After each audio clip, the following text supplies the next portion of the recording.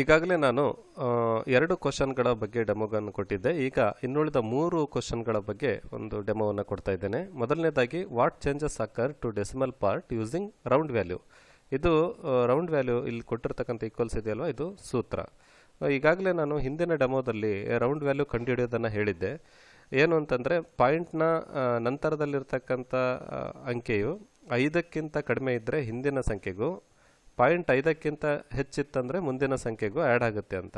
So round value ಫಂಕ್ಷನ್ನೇ ಅದು ಒಂದು ಪೂರ್ಣ ಸಂಖ್ಯೆಗೆ ಅದು ಕನ್ವರ್ಟ್ ಮಾಡುತ್ತೆ. ನೋಡೋಣ ಏನಾಗುತ್ತೆ ಅಂತ. ROUND ರೌಂಡ್ ವ್ಯಾಲ್ಯೂ ಕಂಡುಹಿಡಿಯೋದಕ್ಕೆ ಬ್ರಾಕೆಟ್ ಅದು ಇಲ್ಲಿರ್ತಕ್ಕಂಥದ್ದು G ಕಾಲಮ್ನ 5ನೇ ಇದರಲ್ಲಿದೆ. G5 0 bracket close enter. ನೋಡಿ 49.3 ಇದ್ದಿದ್ದು 49 ಆಯಿತು. ಈಗ 49.7 ಇದ್ದಿದ್ದು 50 ಆಗಬೇಕಲ್ವಾ. ಸೊ ಅದೇ ರೀತಿ ಈ ಥರ ಸೆಲ್ಲನ್ನು ಸೆಲೆಕ್ಷನ್ ಮಾಡಿ ರೈಟ್ ಕಾರ್ನರಲ್ಲಿ ಕೆಳಗಡೆ ಪ್ಲಸ್ ಆಕಾರ ಬ್ಲ್ಯಾಕಲ್ಲಿರುತ್ತೆ, ಅದನ್ನು ಕ್ಲಿಕ್ ಮಾಡಿ ಡ್ರ್ಯಾಗ್ ಮಾಡಿ ಡ್ರಾಪ್ ಮಾಡಿದರೆ ಅದು ನೋಡಿ, ಇದು ರೌಂಡ್ ವ್ಯಾಲ್ಯೂ ಕಂಡುಹಿಡೋದು. ಎರಡನೇದು ಬಂದುಬಿಟ್ಟು unequal width of different rose were given equalise them ಅಂತ ಇದೆ. ಅನ್ಈಕ್ವಲ್ ನೋಡಿ, ಇಲ್ಲಿ ಲೆಫ್ಟ್ ಸೈಡ್ನಲ್ಲಿರ್ತಕ್ಕಂಥ 1 2 3 4 5 ಇದೆಯಲ್ವಾ, ಇವು ರೋಸ್. ಮೇಲ್ಗಡೆ ABCDEFGH ಇದೆ ಅಲ್ವಾ, ಅದು ಕಲಮ್. ಈಗ ನೀವು ಅನ್ಈಕ್ವಲ್ ಆಗಿ ಡಿಸ್ಟ್ರಿಬ್ಯೂಟ್ ಆಗಿದೆ ಇಲ್ಲಿ, ಅಂದರೆ ವಿಡ್ತ್ ಕೆಲವೊಂದಕ್ಕೆ ಜಾಸ್ತಿ ಇದೆ, ಕೆಲವೊಂದಕ್ಕೆ ಕಡಿಮೆ ಇದೆ. ಸೊ ಇದನ್ನು ಈಕ್ವಲೈಸ್ ಮಾಡು ಅಂತ ಹೇಳ್ತಾ ಇದ್ದಾರೆ. ಅನ್ಈಕ್ವಲ್ ಆಗಿದೆ, ಈಕ್ವಲೈಸ್ ಮಾಡೋದಾದರೆ ಹೇಗೆ? ಸೊ ಇದು ಕಲಮ್ ಸ್ಟಾರ್ಟ್ ಆಗೋಕ್ಕಿಂತ ಮೊದಲು ಮತ್ತು ರೋಸ್ ಸ್ಟಾರ್ಟ್ ಆಗೋಕ್ಕಿಂತ ಮೊದಲು ಲೆಫ್ಟ್ ಕಾರ್ನರ್ನ ತುದಿಗೆ ಒಂದು ಬಾಕ್ಸ್ ಇದೆ.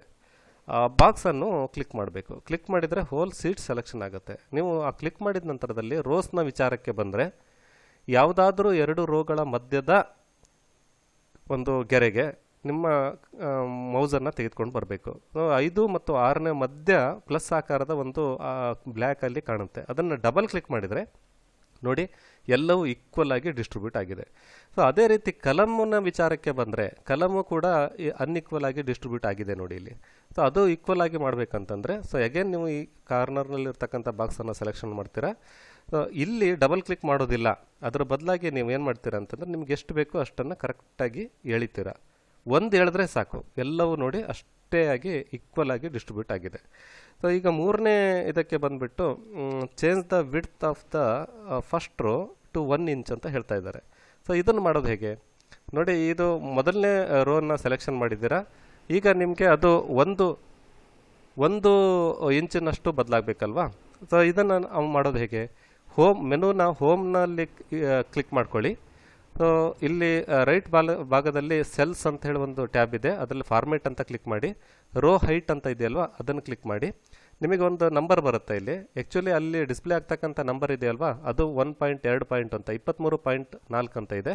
ನೀವು 72 ಮಾಡಬೇಕಾಗುತ್ತೆ ನೋಡಿ. 72 point is equal to 1 inch. Okay ಅಂತ ಕೊಟ್ಟರೆ ನೋಡಿ, ಅದು 1 ಇಂಚಿನಷ್ಟು ವಿಡ್ತನ್ನು ಕೊಡ್ತದೆ. ಸೊ ಇಲ್ಲಿ ಕ್ಲಿಕ್ ಮಾಡಿ ನೋಡಿದರೆ 72 ಅಂತಲೂ ಕೂಡ ತೋರಿಸ್ತಾ ಇದೆ. ಅದೇ ಕೆಳಗಡೆ ಕ್ಲಿಕ್ ಮಾಡಿದರೆ ಅದು 23.40 ಅಂತಲೇ ತೋರಿಸ್ತಾ ಇದೆ. ಸೊ ಇನ್ನೊಂದು ವೇ ಏನು ಅಂತಂದರೆ, ನೀವು ಫಸ್ಟು ವೀವ್ಗೆ ಹೋಗಿ, ಮೆನು ಬಾರ್ನ ವೀವ್ಗೆ ಹೋಗಿ, ನಾರ್ಮಲ್ ಅಂತ ಇದೆಯಲ್ವ, ಅದರ ಪಕ್ಕ ಪೇಜ್ ಲೇಔಟ್ ಅಂತ ಇದೆ, ಈ ಮೇಲಿಂದಲ್ಲ ಇದು, ಈ ಪೇಜ್ ಔಟನ್ನು ಕ್ಲಿಕ್ ಮಾಡಿ ನೀವು ಮತ್ತೊಂದು ಸಾರೆ ನೀವು ಹೋಮ್ಗೆ ಹೋಗಿ, ಆಮೇಲೆ ಮತ್ತೆ ಫಾರ್ಮೇಟ್ ಇದಕ್ಕೆ ಹೋಗಿ ರೋ ಹೈಟ್ ಅಂತ ಹೇಳಿ ಕ್ಲಿಕ್ ಮಾಡಿ. ನೀವು ಇಲ್ಲಿ ಕೂಡ 1 ಇಂಚ್ ಅಂತ ಬರಿಬೋದು. 1 ಇನ್ ಅಂತ ಬರೆದ್ಬಿಟ್ಟು ಓಕೆ ಅಂತ ಕೊಟ್ಟರೆ 1 ಇಂಚಿಗೆ ಅದು ಪರಿವರ್ತನೆ ಆಗುತ್ತೆ. ಈಗ ಉದಾಹರಣೆ 3ನೇದು ಮಾಡ್ತೇನೆ ನೋಡಿ. 3ನೇದು 1 ಇಂಚಿಗೆ ಸೇಮ್ ನಾನು ಪೇಜ್ ಲೇಔಟ್ ವ್ಯೂಗೆ ಬಂದಿದ್ದೇನೆ, ಹೋಮಲ್ಲಿದ್ದೇನೆ, ಮತ್ತು ಇಲ್ಲಿ ಫಾರ್ಮೇಟ್ ಇದೆಯಲ್ವಾ, ಇಲ್ಲಿ ರೋ ಹೈಟ್ ಅಂತ ಕೊಡ್ತೇನೆ.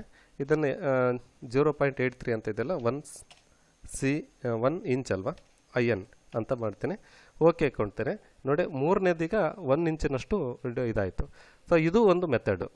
ಮತ್ತು ನಿಮಗೆ ಇನ್ನೊಂದು ಮೆಥಡನ್ನು ಹೇಳ್ಕೊಡ್ತೀನಿ ಹೇಗೆ ಮಾಡೋಕ್ಕೆ ಸಾಧ್ಯ ನೋಡಿ. ಇಲ್ಲಿ 13ನೇ ರೋವನ್ನು 1 ಇಂಚಿಗೆ ಮಾಡಬೇಕು. ಸೊ 13 ಅಂತ ಹೇಳಿ ರೋವನ್ನು ಕ್ಲಿಕ್ ಮಾಡಿಕೊಂಡು ಕೆಳಭಾಗದಲ್ಲಿರ್ತಕ್ಕಂಥ ಇದನ್ನು ಡ್ರ್ಯಾಗ್ ಮಾಡಿ 72 ಪಾಯಿಂಟ್ ಬರೋ ತನಕ ಹಿಡ್ಕೊಂಡು, ಆನಂತರ 72 ಬಂದ ನಂತರದಲ್ಲಿ ನೀವು ಡ್ರಾಪ್ ಮಾಡಬೇಕು ನೋಡಿ. 72 ಬಂತು, ನಾನು ಡ್ರಾಪ್ ಮಾಡಿದೆ. ಹಾಗಾದರೆ ಇದು 13ನೇ ರೋ 1 ಇಂಚ್ ಆಯಿತು. Thank you very much. ನಾನು Shekhar, government high school Masuru, Sagara taluk. Thank you very much.